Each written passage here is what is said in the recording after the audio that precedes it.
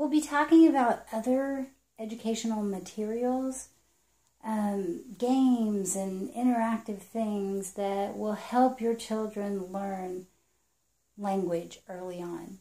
So these games can be played by children 3 years and up, no matter what it says on the box. If you have been introducing the sounds with the symbols of letters, your child will be able to catch on, before 3. If you've started with these techniques that I've shared in my language videos. So I'm going to give you some examples of things that you can look for secondhand or in the store, games that you can play with your child. And then also I wanted to touch on these, which are music for your child. So for a newborn, for a baby, sweet baby dreams, you want to buy music and put in the environment for your child music that is soothing. There is not a lot of soothing music on the radio today. You do not want to introduce loud, boisterous music to your child, but if you actually research it, back in the day, many hundreds of years ago, they had laws against certain kinds of music because they knew that it was not mentally good for you. It was more harmful, and it was a demotivator, de-educator type of instrument. So classical music, that kind of stuff, really has a lot of benefits to the brain, and you can research that, so I'll just put that out there. So educational music, so music that's soothing, that has instruments, that has cohesion, classical music, and music that you can hear each instrument individually, and together they harmonize well, and that the words in the music are positive. So that's what I'll say about that. I do have some music, Bible songs, so encouraging Bible songs that they can start learning Bible vocabulary, if that's what you want to teach your child. And then you can get songbooks and start teaching them finger play, like Little Rabbit Foo-Foo, or whatever type of finger play that you want to teach your child. But songbooks, you can get stuff like that. But incorporate music early on in your child's life, but good, healthy music. A lot of what's on the radio is not considered educational, good, healthy music. So things that, teach the sounds with the letters, apple, different types of music that have educational value. And the material on the shelf here, I'm going to start back here because at this point I went through all the sound boxes that had little objects inside the box that you can teach sound with, like apple, baby, that kind of thing. And once you go through that and your child understands the letters, you can start playing bingo. So this has the upper and lower case. As long as they've learned lowercase, they can use this, and it'll stay a long time. So simple bingo, but it's called alphabet bingo. Okay, so I would suggest some games to do with alphabet bingo. And this is called Boggle. I'm going to show this, which is called Boggle Junior. This is an early learning game for reading. Fabulous. So it has 8 cubes. Okay, 8 cubes that have letters on each side. So I'm going to dump those out. And it has word cards that you would set up like this. And it has like jar. And so they would put this here, And that would be the word that they're trying to spell. And they would roll the dice. And they're trying to get a J, R, J, A, and R. Now, these are uppercase, so they need to know they're uppercase with this particular material. If you can find a game that has lowercase, that's better. You could actually write it right beside it and make the game work for you. However, it does not have the lowercase here, so they would have to identify the lowercase J and put the two together. So that takes comprehension that may or may not happen with the age of your child. You would have to teach that to them. And so they would roll it, and when they got that, they would put it here, like here's an A, here's an R. I don't have a J, now it's your turn, and you know, then the other person could take a turn if they have a card. It only has one of these, and so, you know, the other person can roll and see if they get a J, and the game goes on. But it should be a game that your child either does by themselves or with someone. So it's called Boggle Junior. So it's a wonderful game for early language development. The kids that I've taught have gravitated to this quite a bit. All right. So that's Boggle Junior. This is Boggle Regular. So it just has more in it, and it's a little more advanced, and it has a little thing that you can jiggle, and so on.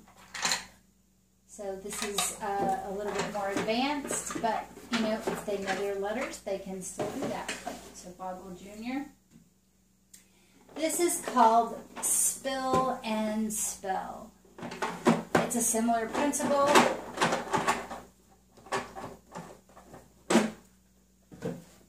Spill and Spell comes with a tablet, a little cup, a timer, the rules, a pencil, and it has all the parts. So you basically would put them in the cup, spill them out, and see what you can spell, how many words that you can spell. And so they can play that with teams, you know, adult with a child, or a teenager sibling with a child. And so that they grow their vocabulary and they see other things that people do to develop the words, so they learn words. So that's a really good one. Scrabble Junior. You don't necessarily have to have this part, but Scrabble Junior, if you're not familiar with Scrabble, Scrabble Junior, they have kind of cardboard letters, but again, it's uppercase. I don't know why they can't seem to make lowercase games, but it's an uppercase game with a big board. And it has some words already on here, so that kind of helps them grasp the idea of across and down and building words. So, if I can fold it back up. So that's called Scrabble Junior. And then having just a regular Scrabble game, which is this one here, a regular adult Scrabble game is good as well. And it has the all-famous wood tiles with the letters. And if you have a Scrabble game or a Scrabble Junior game, before they actually know all of them, you can use these as teaching material.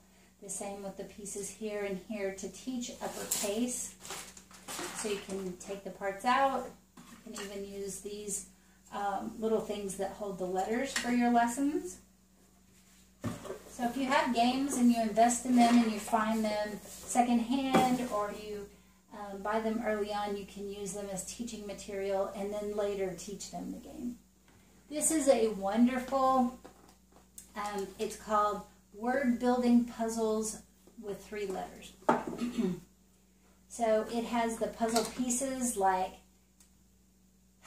act.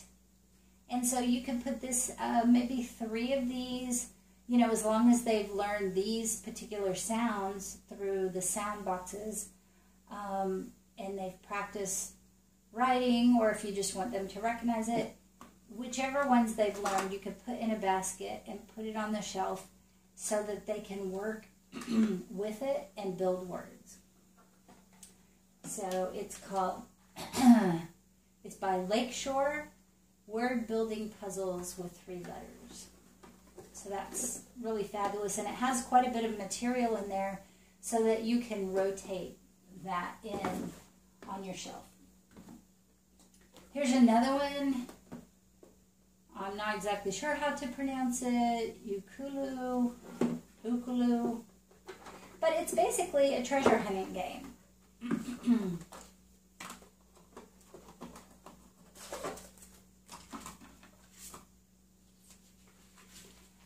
It comes with this fold-out picture helper. So it's the action words are check, find, look, and search. Place words are behind, beside, in, on, and under. And then helper words and, if, the, and your, and it has object words all through here. And these remind me of objects that were in the object baskets. And so this is an extension, but it has just basically a simple deck of cards. It says, look behind the clock. That might be hard if your clock's up high, so, you know, obviously before you play the game, pick the sentences that are appropriate. The next one is, look beside the milk. And so you can put a treasure there, whether it's, I would not suggest using food as a treasure or a reward. It develops a lot of issues in children.